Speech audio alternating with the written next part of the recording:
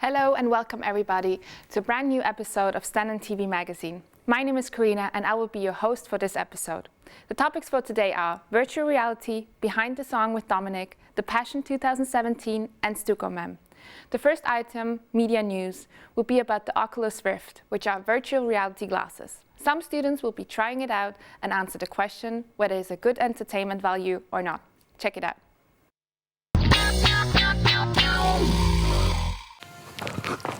Jeez.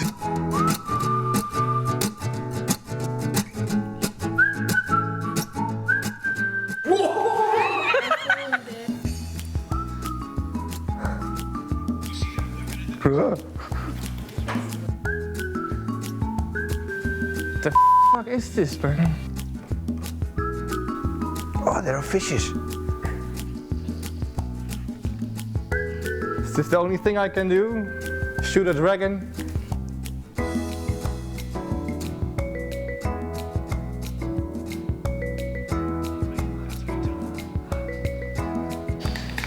Whoa! Ooh! Ah! Ooh! Oh! Ah!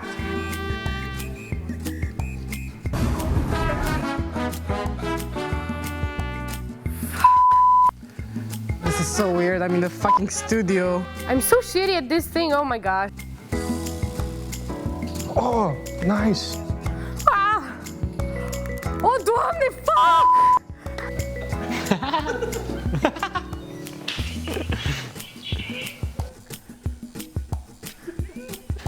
Whoa! Whoa! Ah. Yeah. It's really strange, it's so strange.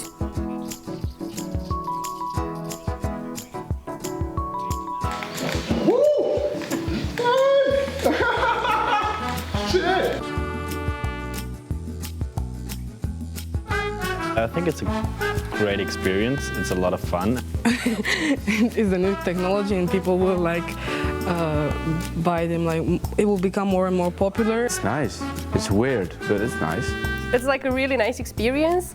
You can see everything, but it's kind of scary. Fun, also weird, because it was the first time for me, so I didn't know what to expect. But yeah, it was quite fun. I tried it for the first time now and it's pretty incredible. No. Yes. Maybe. Yeah, I think I buy it. Yeah. Yeah. Definitely yes. Yeah, I think I'd buy one because it's a whole new experience. Yes, I would. If I had the money, yes, I would buy it, definitely. It's really interesting, so it might be. Yeah, it has potential. Yeah, definitely. I don't know, you kind of get into a different world. Yeah. I think it will become one of the best ways of entertainment. Yeah, I think so. Yeah, it's really cool, very entertaining, lots of fun, definitely. Oh, I'm downloading. It's 6 gigabyte. Woohoo! Now we welcome Jeroen Westhoofd to the studio. He will tell us something about the virtual reality research he's currently carrying out. Hi. Hi. What are you researching? Well, at the moment, my colleagues Daniel, Tess and me are doing 3 researches into VR in film. There's a lot known about how storytelling in normal classic film works, but there's a lot unknown into how storytelling works in VR films. So our research is aimed at finding out how specific storytelling tools like delay, music, and in my case, disposition towards a character affects the feeling of suspense the viewer has watching a VR film. And why are you doing this research? What was your motivation?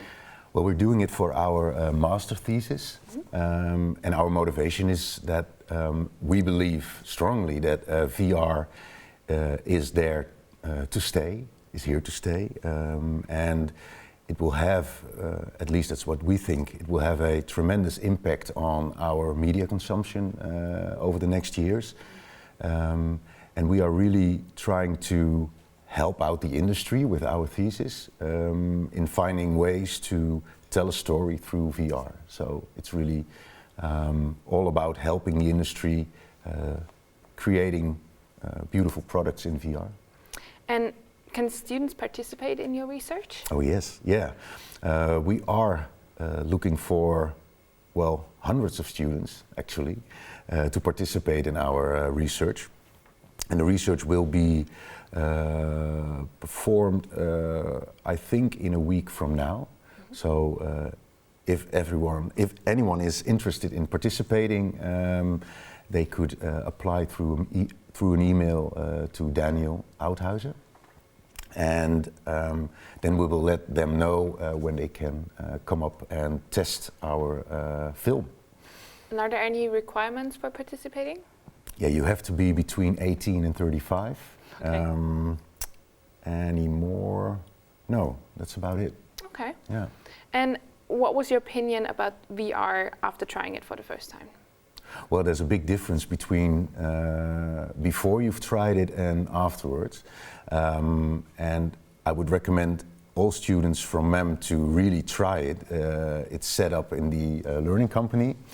And if you are able to try it for longer than 10 minutes, I think you will be really amazed by what it brings and what it does to you.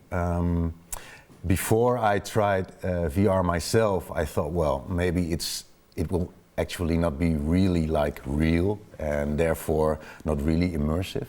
Mm-hmm. But the Oculus Rift we have, and especially the specifically rather heavy computer we use, make sure that you have a really awesome experience, and it's real. It's Thank real. you. Thank you very much for your insight. Okay.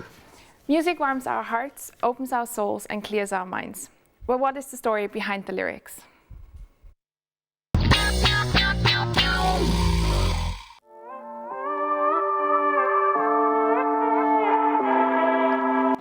This is Dominic. He is 19 years old, first-year MEM student, a Polish guy who was raised up in Lithuania.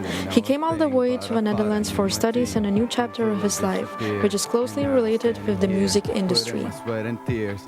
How I came up with it is pretty simple. I just took all the changes that came to my life suddenly and all the responsibilities that fell on me. So the motivation behind the song called Mood Swings comes from the like I said, the changes of my life that came into my life, and about just proving myself to other people, to my friends who've been with me since I was 4, and to my mom who always doubts my reasons or my perspectives on music and on life. The real story behind the lines of the song is just the real events that happen in my life. Those lines mean basically how people can scratch your life by taking you with them while their path is not going the way that you want to go.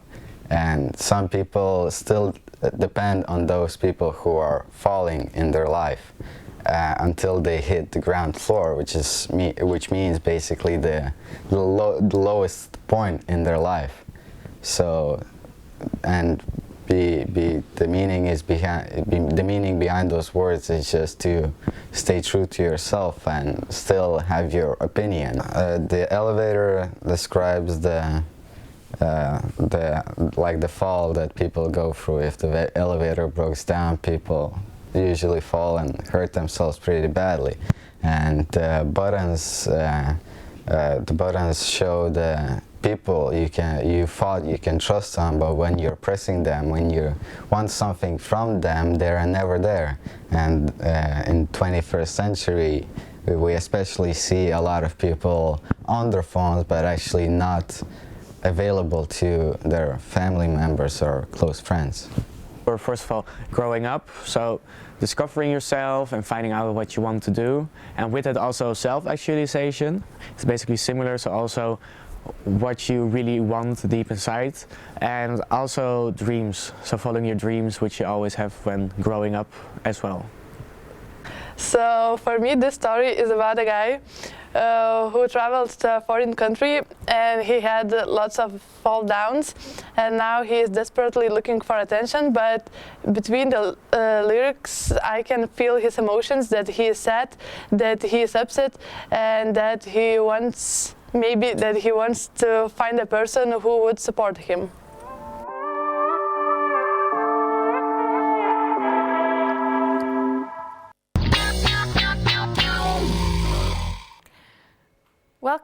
Welcome our guest, Dominic.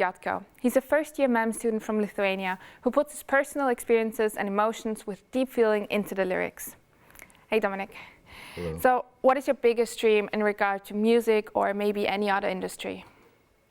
Well, just the feeling of knowing that someone out there can listen to your music and relate is a big thing already, but probably the biggest would be just to have someone to come up to me one day and tell that I helped them in some kind of way with my music, or even save their life somehow. Yeah. So you really want to create music that has value for other people? Yeah, I do. I mean, music is really something that really can connect with people, and you can really get like shivers from it. So. Has that ever happened to you, that you listen to music and you felt Yeah, touched? of course, every time. Even when I write my own songs sometimes. Okay. And what are the most important qualities for an artist, do you think? Well, I think like passion, dedication, and just staying true to yourself, and like a balance of carelessness to other people's opinions. But yeah. And do you think writing your own songs is important for an artist? Yeah, of course, because I mean, artist is someone who expresses themselves in his or her art. So yeah, of course, every song needs to be written by their own artist. And when did you start writing your own songs? I started somewhere from 16, okay. But periodically took a couple breaks until now. Okay, and do you still enjoy it, right? Yeah, of course I do. I spend most of my free time. Okay, well, thank you very much. Now Dominic will perform his song Mood Swings for us in the studio. Hello. Check, check. All right. When I was 17, I used to smoke and dream. I didn't know a thing, but I thought I knew my team, until they disappeared. And now I'm standing here, putting my sweat and tears into the lines about the shit I've been through all these years. How it was back in school, how I wasn't myself, I was just acting cool. 2 months went by since I left my home, living on my own with no knowledge of life. I was working at night, just doing my job, but I almost got stabbed by some dude with the hoodie on. That's some gruesome shit that happens when you never expect. Now I have to let them know who's coming up next. Yeah.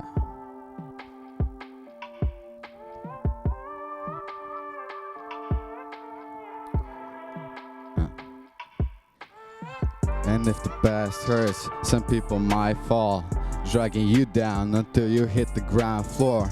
This elevator broke down and the buttons do not work. I got a call for help, but everyone is on their phones, man, fuck it.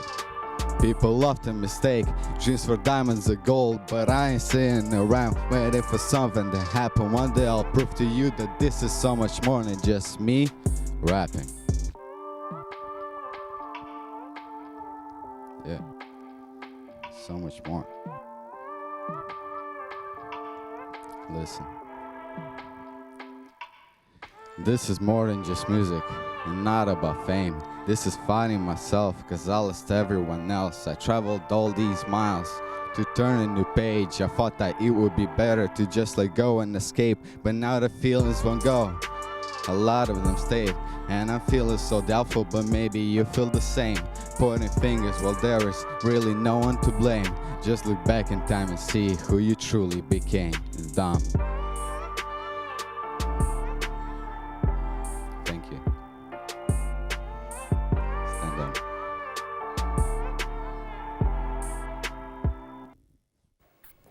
The next item off the wall is about the Passion 2017, an event that tells the story of the crucifixion of Jesus in a modern way. We went out on the streets of Leeuwarden to ask people whether they know about the event or not.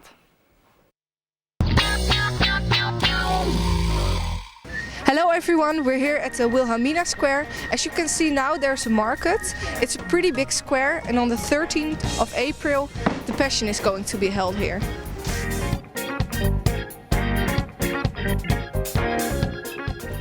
The Passion is a play held every year that tells the story of Jesus being crucified and being revived. This is done in a modern way with lots of music as well, so they have a broad audience. This event is broadcasted on national television, and a lot of Dutch famous actors and singers participate in the event. We're here at the city center and we're going to ask some people questions about the Passion. Do you know what the Passion is? Yes, I do. It's quite famous, I think, in Holland. Yes, I do. It's about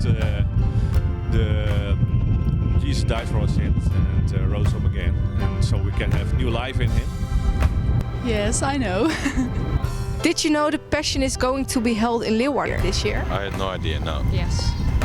Yeah, I saw something on Facebook, I think. I saw just, like Leeuwarden has a Facebook page and I saw it over there. What impact do you think the Passion has on Leeuwarden?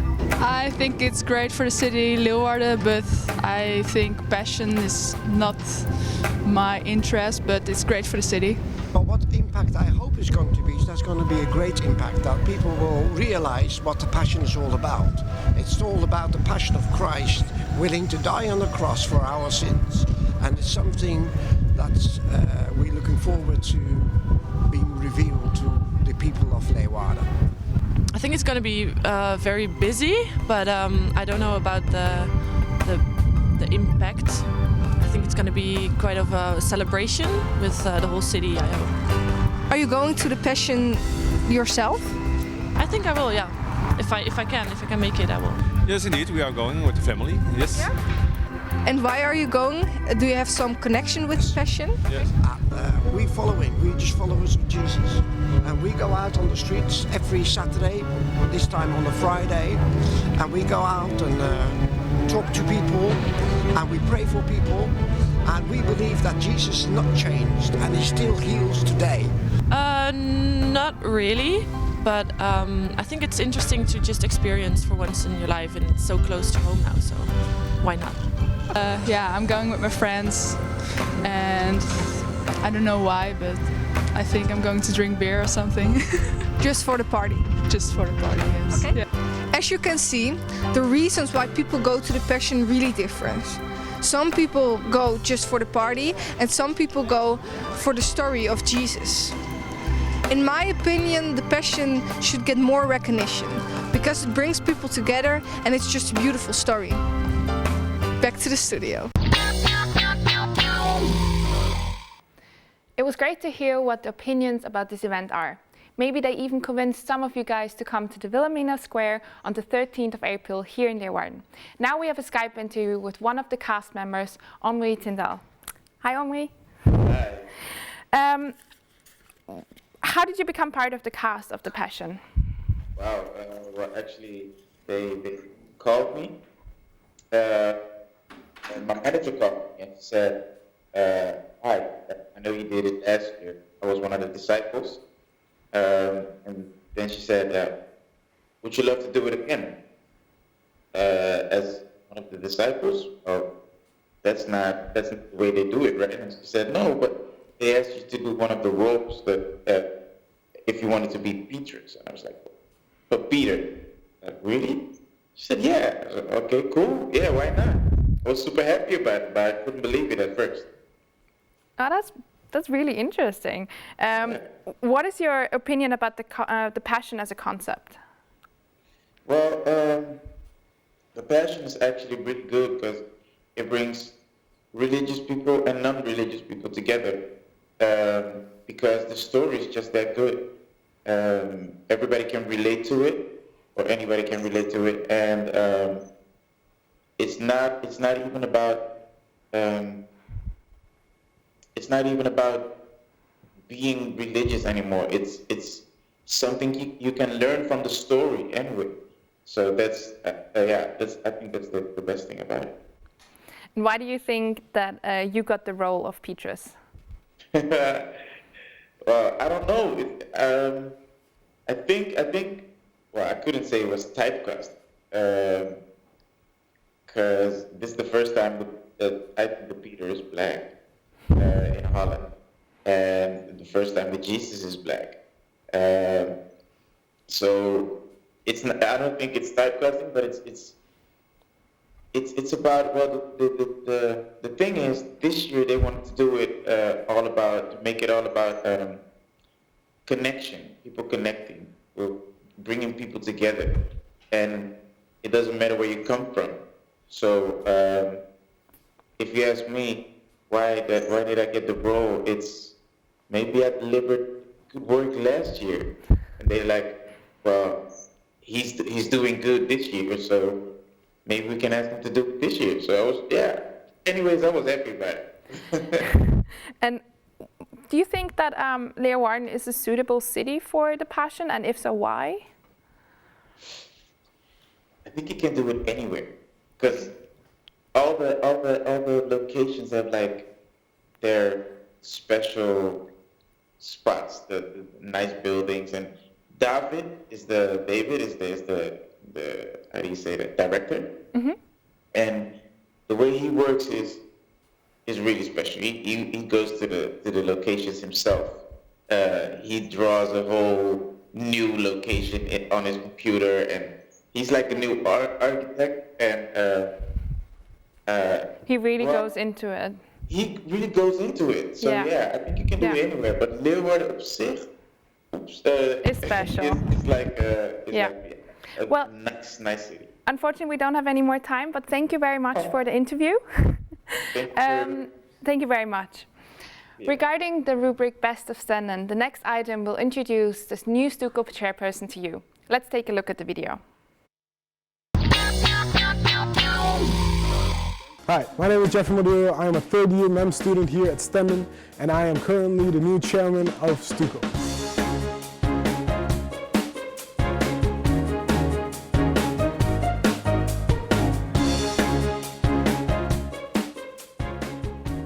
So this is basically where I do the work on my own cars and some other small projects. So come on in. I'm from Aruba, born and raised, grew up in the ways of traditional Aruban styles. Film is something that I'm really passionate about. I've also worked 2 years in a film studio, and we made commercials, documentaries, TV shows, etc. And this is where I really knew that I could actually continue in this field. Decided to go study abroad, pursuing film, and eventually I came to the Netherlands. And this is where I started in The Hague at first, and also doing international media entertainment management. However, it wasn't exactly what I hoped it would be. I took a break in May 2014. Trying to decide what I was going to do with my life, basically. I remember there was a friend of mine there, so I was like, I'll just stop by. And he told me that he was doing media entertainment management at Stenden, Leeuwarden. So I was like, all right, might as well try. So I just applied and got in. So I was like, okay, so I'll just continue doing media entertainment management. And the thing is, like, I really liked the study, so I was ashamed to stop it. But then continuing in Leeuwarden was basically the best thing that I could have done. My passion really is for cars, actually. I do customizing work for my own cars, just making it something different. I've worked a lot on cars in the past. I still work a lot on cars, as you can see. But this is basically, I keep it to the level of a hobby instead of actually making it something that I stress about. Depending on the project, sometimes I can easily spend up to 12 hours in the shop just working. I recently started doing stand-up comedy. This actually started during the talent night that Stuco organized. I just gave it a shot and I really liked it.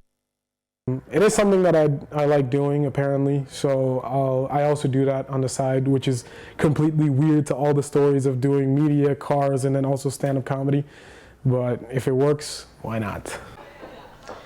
Thank you, Jeffrey, for this brief glimpse into your life. And now we're going to go back to the studio and get some more general information about Stuco.